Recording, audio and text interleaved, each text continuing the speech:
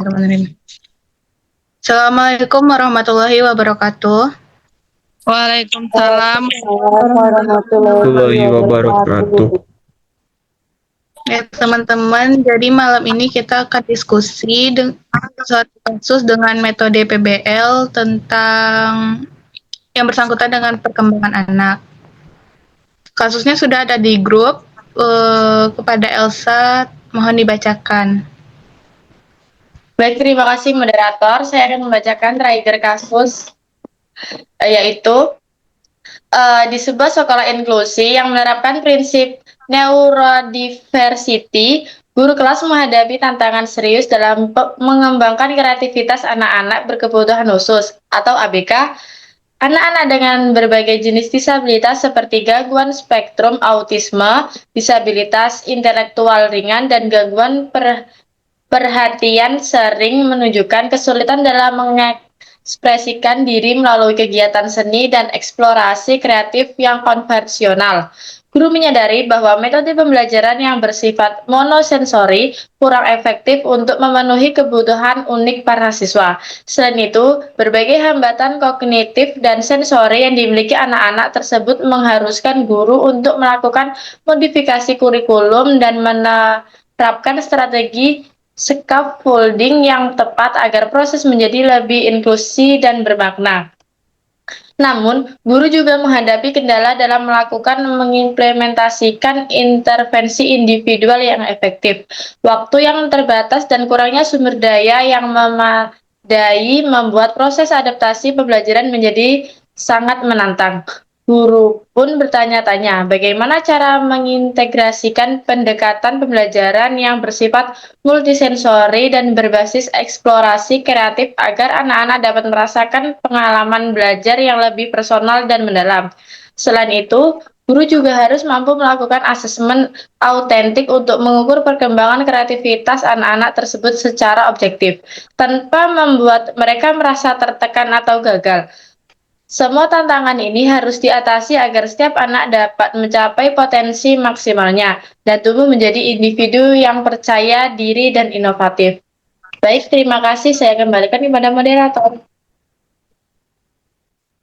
Terima kasih kepada Elsa sudah membacakan trigger kasusnya. Tadi teman-teman juga sudah mengirimkan di grup istilah-istilah yang teman-teman kurang pahami. Sudah saya rangkum dan saya sebutkan ya. Yang pertama itu prinsip neurodiversity. Yang kedua, gangguan spektrum autisme. Yang ketiga, metode pembelajaran monosensori. Yang keempat, hambatan kognitif anak berkebutuhan khusus. Yang kelima, hambatan sensori anak berkebutuhan khusus. Keenam, strategi scaffolding. Yang ketujuh, metode pembelajaran multisensori. Dari ketujuh istilah tersebut, apakah teman-teman ada yang ingin menyampaikan pendapatnya tentang satu istilah saja? Secara bergantian ya. Izin saya moderator Bunga Valentin. Oke, silakan Bunga. Yaitu istilah yang belum saya pahami yaitu prinsip neurodiversity. Menurut saya pengertiannya adalah pandangan bahwa perbedaan fungsi otak dan cara berpikir setiap individu seperti autisme, ADHD, disleksia bukanlah gangguan atau kekurangan, melainkan variasi alami dengan cara manusia berfungsi secara neurologis. Dengan kata lain, neurodiversity mengakui bahwa setiap otak unik dan perbedaan tersebut harus dihargai serta diterima, bukan dianggap sebagai sesuatu yang harus diperbaiki. Itu pendapat saya, moderator. Saya kembalikan lagi. Oke, terima kasih Bunga untuk pendapat istilah nomor satunya. Ya, istilah nomor 2 tentang gangguan spektrum autisme, apakah ada yang ingin berpendapat? Izin berpendapat moderator. Baik, Pak Rahman, silakan. Menurut saya gangguan spektrum autisme adalah kondisi perkembangan yang mempengaruhi kemampuan berkomunikasi, berinteraksi sosial, dan perilaku. Sekian moderator. Terima kasih untuk pendapatnya Bang Rahman. Lanjut istilah nomor 3, apakah ada yang ingin berpendapat? Baik, moderator, izin. Baik, Yera, silakan. Di sini saya ingin berpendapat mengenai metode pembelajaran monosensori. Metode pembelajaran monosensori adalah metode pembelajaran yang menggunakan hanya satu indera utama dalam proses belajar, seperti mendengar, auditif, atau melihat visual. Metode ini sering digunakan dalam pembelajaran tradisional, misalnya ceramah atau membaca teks, tetapi kurang efektif bagi siswa yang memiliki perbedaan gaya belajar atau hambatan sensori tertentu. Sekian dari saya, moderator. Terima kasih. Terima kasih kepada Yera. Untuk istilah nomor 4, saya ingin memberikan pendapat tentang hambatan kognitif anak berkebutuhan khusus. Jadi, hambatan kognitif pada anak berkebutuhan khusus adalah kesulitan dalam proses berpikir, memahami, mengingat, dan memecahkan masalah yang membuat anak mengalami keterlambatan atau perbedaan cara berpikir dibandingkan anak pada umumnya. Itu menurut pendapat saya. Lanjut pendapat istilah nomor 5. Adakah yang ingin memberikan pendapatnya?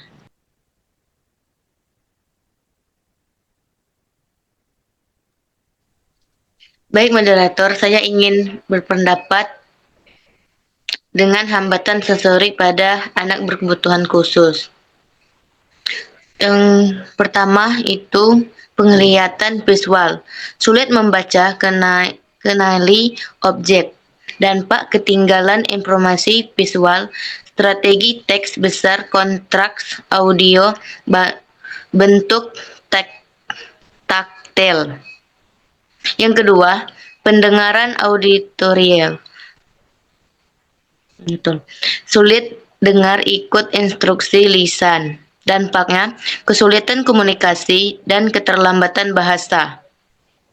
Yang ketiga, peraban taktil, hypersensitif terhadap sentuhan. Dampaknya, menghindari atau cari stimulasi berlebihan strategi. Yang keempat, penciuman dan pengecapan olfaktory. Gustatory, reaksi buat terhadap bau rasa. Dampaknya masalah makanan atau distrikasi. Yang kelima, vestibular, keseimbangan pusing, koordinasi buruk. Dampaknya mudah lelah, kesulitan aktivitas motorik. Yang keenam, posisi tubuh, kesulitan merasakan posisi kuat otak. Sekian, moderator. Terima kasih, Anggun. Untuk istilah nomor 6, apakah ada yang ingin berpendapat? Izin moderator, saya ingin berpendapat tentang tentang istilah nomor 6, yaitu strategi scaffolding, yaitu adalah metode pengajaran di mana guru memberikan dukungan atau bantuan yang secara bertahap dikurangi seiring dengan kemampuan siswa untuk mandiri dalam memecahkan suatu masalah atau memahami materi. Terima kasih, moderator. Terima kasih, Elsa. Untuk istilah nomor 7, silakan yang ingin berpendapat. Izin moderator ingin berpendapat tentang istilah nomor 7. Metode pembelajaran multisensori adalah metode pembelajaran yang melibatkan beberapa indera seperti visual, auditori, kinestetik agar mereka memiliki pemahaman yang lebih efektif. Sekian dari saya, terima kasih moderator. Baik, terima kasih untuk teman-teman semua sudah memberikan pendapatnya tentang 7 istilah tadi. Selanjutnya kita akan masuk ke tahap brainstorming. Bagi teman-teman silakan mengusulkan 2 pertanyaan, lalu dari 14 pertanyaan yang terkumpul nanti kita akan menetapkan 7 LO. Silakan. Siapa yang pertama? Izin moderator, saya ingin bertanya. Ya, Bunga, silakan.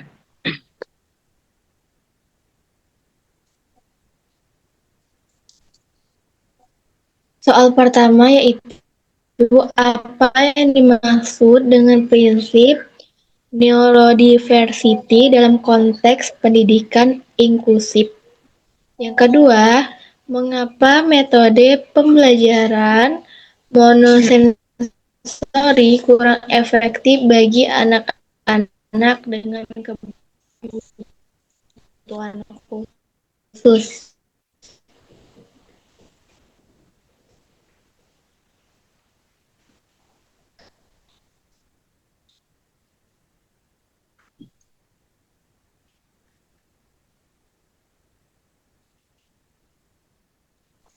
Terima kasih Bunga untuk dua pertanyaannya. Selanjutnya, yang ingin memberikan pertanyaan, silakan. Baik, untuk pertanyaan nomor 3, bagaimana penerapan scaffolding dapat membantu anak dengan hambatan kognitif dan sensori? Dan berikutnya untuk yang keempat, bagaimana guru dapat melakukan modifikasi kurikulum agar pembelajaran seni menjadi lebih inklusif? Sekian, terima kasih. Kembalikan kepada moderator. Terima kasih untuk Bang Rahman soal 3 dan 4-nya. Selanjutnya, silakan yang ingin memberikan pertanyaan.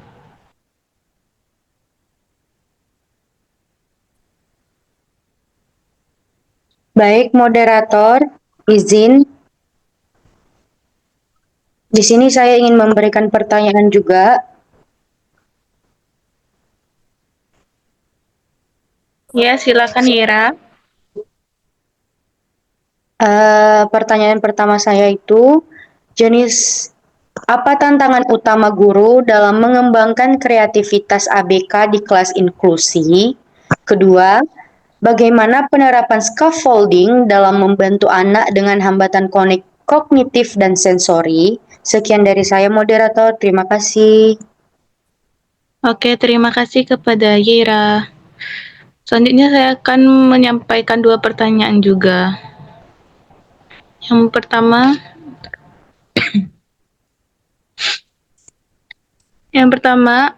apa saja contoh kegiatan eksplorasi kreatif yang sesuai bagi anak dengan gangguan spektrum autisme atau disabilitas intelektual ringan? Yang kedua, bagaimana guru dapat melakukan modifikasi kurikulum agar pembelajaran seni menjadi lebih inklusif? Itu dari saya. Selanjutnya dari teman yang lain, apakah ada? Baik, saya akan di sini itu memberikan pertanyaan. Yang pertama, apa hambatan yang muncul dalam implementasi dan intervensi individual di kelas inklusi? Yang kedua, strategi apa yang dapat dilakukan guru untuk mengatasi keterbatasan waktu dan sumber daya dalam mempelajari inklusif? Sekian, moderator. Terima kasih Anggun. Bagi teman yang lain ingin mengajukan pertanyaannya, silakan ya. Izin bertanya, moderator. Ya, Yang pertama yaitu bagaimana cara guru melakukan asesmen autentik untuk menilai perkembangan kreativitas tanpa menimbulkan tekanan bagi siswa.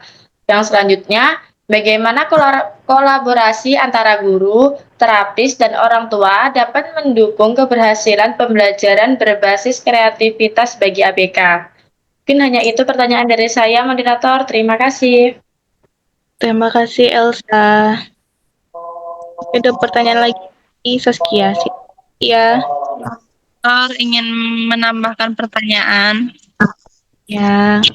Yang pertama, apa indikator yang dapat digunakan untuk mengukur perkembangan kreativitas siswa berkebutuhan khusus? Yang kedua, bagaimana teknologi atau media digital dapat membantu dalam pembelajaran multisensori dan kreatif kelas inklusif? diskusi. Terima kasih moderator. Terima kasih untuk Saskia dan teman-teman yang lain. Izin saya moderator, saya Baik, ingin menjawab pertanyaan, itu pertanyaan apa yang dimaksud dengan prinsip neurodiversity dan pendidikan inklusi? Jawabannya adalah prinsip neurodiversity dalam konteks pendidikan inklusi adalah pandangan bahwa setiap siswa memiliki cara berpikir dan belajar yang berbeda karena keberagaman fungsi otak dan perbedaan tersebut merupakan hal yang alami serta perlu dihargai. Dalam pendidikan inklusif, prinsip ini menekankan bahwa sekolah harus menerima, memahami, dan menyesuaikan proses pembelajaran agar semua peserta didik, termasuk yang memiliki kebutuhan khusus, dapat berpartisipasi dan berkembang sesuai dengan potensi masing-masing, bukan diseragamkan atau dianggap kurang mampu. Oke, itu saja jawaban dari saya, moderator. Saya kembalikan lagi ke moderator. terima kasih Bunga untuk sudah membantu menjawab LO nomor 1. Selanjutnya LO nomor 2, silakan ingin jawab. Izin menjawab moderator. Ya, Bang Rahman silakan. Berikut saya akan menjawab LO nomor 2 yang dimana pertanyaannya bagaimana konsep multisensorik dapat membantu meningkatkan kreativitas siswa berkebutuhan khusus. Konsep multisensorik membantu dengan mengaktifkan banyak indera sehingga siswa lebih mudah memahami, berimajinasi, dan mengekspresikan kreativitas. Sekian, saya kembalikan kepada moderator. Terima kasih untuk jawabannya Bang Rahman. Selanjutnya ingin menjawab LO nomor 3, silakan. Baik, moderator izin. Di sini saya ingin menjawab pertanyaan nomor 3 atau LO nomor 3, yaitu penerapan scaffolding untuk anak dengan hambatan kognitif dan sensori. Scaffolding berarti memberikan dukungan bertahap kepada siswa sampai mereka mampu mandiri. Dalam konteks hambatan kognitif atau sensori, guru bisa menerapkannya dengan memberikan contoh konkret dan visual sebelum konsep abstrak, menggunakan bahasa sederhana dan instruksi bertahap, memberikan syarat visual, alat bantu atau panduan fisik, secara perlahan mengurangi bantuan seiring meningkatnya kemampuan siswa. Tujuannya adalah mendorong kemandirian dan rasa percaya diri dalam belajar. Sekian dari saya, terima kasih moderator. Terima kasih Hera. Untuk LO nomor 4 saya ingin menjawab. Soalnya bagaimana guru dapat melakukan modifikasi kurikulum agar pembelajaran seni menjadi lebih inklusif. Jadi, dalam pembelajaran seni di sekolah inklusif, guru perlu melakukan modifikasi kurikulum agar semua siswa, termasuk anak berkebutuhan khusus, dapat berpartisipasi dan berkembang sesuai potensinya. Modifikasi ini bisa dilakukan melalui penyesuaian tujuan, materi, proses, dan penilaian pembelajaran. Pertama, guru dapat menyesuaikan tujuan pembelajaran agar lebih realistis dan berfokus pada proses serta ekspresi diri, bukan hanya hasil akhir karya. Kedua, materi dan media perlu dibuat lebih fleksibel dan multisensori, seperti menggunakan tanah liat, alat bantu khusus, atau media visual agar mudah dipahami semua anak. Dalam prosesnya, guru juga perlu memberikan pendekatan individual, instruksi sederhana, dan waktu tambahan bagi siswa yang membutuhkan. Sementara itu, penilaian sebaiknya menilai usaha, partisipasi, dan kreativitas, bukan sekedar hasil karya. Dengan modifikasi seperti itu, pembelajaran seni akan menjadi lebih inklusif, menyenangkan, dan memberi ruang bagi setiap anak untuk mengekspresikan diri tanpa rasa takut dibandingkan dengan yang lain. Sekian jawaban dari saya. Lanjut ke jawaban LO nomor 5. Silakan bagi teman yang ingin menjawab. Izin moderator. Bentar, ulang.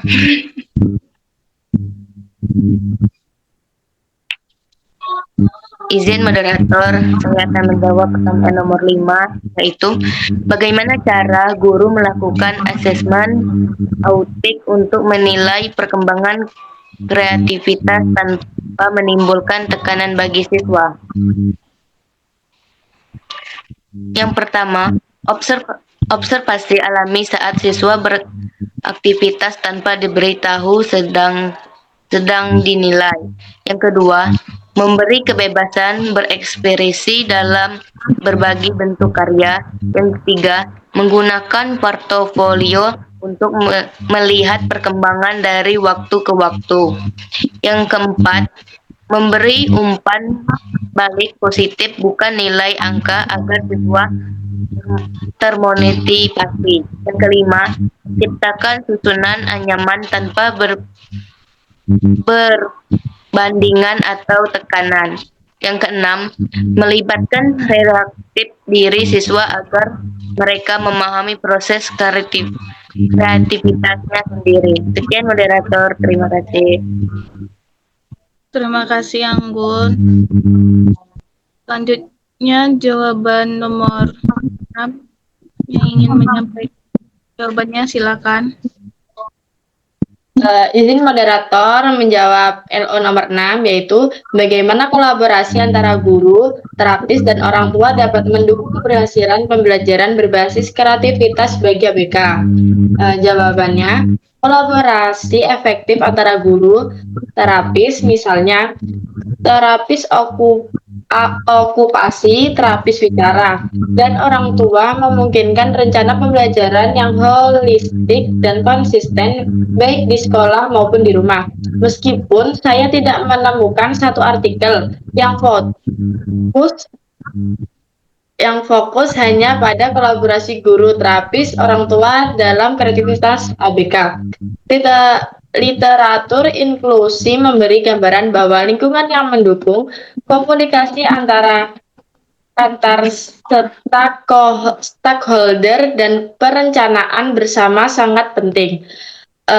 Dengan kolaborasi, tujuan strategi alat bantu pembelajaran kreatif dapat disinkronkan. Intervensi individual dapat diterapkan lebih konsisten dan kemajuan anak dapat dimonitor dari banyak sisi. Mungkin hanya itu yang dapat saya sampaikan. Terima kasih, moderator. Terima kasih kepada Elsa. Selanjutnya LO terakhir, silakan yang ingin menyampaikan jawabannya. Izin moderator ingin menjawab pertanyaan nomor 7. Iya, Soalnya, bagaimana teknologi atau media digital dapat membantu dalam pembelajaran multisensori dan kreatif di kelas inklusi? Jawabannya, teknologi dan media digital membantu pembelajaran multisensori dan kreatif di kelas inklusi dengan menyediakan berbagai bentuk stimulus seperti visual, suara, dan interaksi kinestetik. Melalui media seperti video interaktif, aplikasi pembelajaran, dan alat bantu digital, siswa dengan kebutuhan khusus dapat belajar sesuai gaya belajarnya. Teknologi juga mendorong kreativitas melalui proyek digital seperti pembuatan video atau karya visual. Pendekatan ini sejalan dengan prinsip Universal Design for E-Learning yang memastikan setiap siswa dapat mengakses dan mengekspresikan pembelajaran secara optimal. Sekian dari saya. Terima kasih, moderator. Terima kasih, Kia. Terima kasih juga untuk teman-teman yang lain.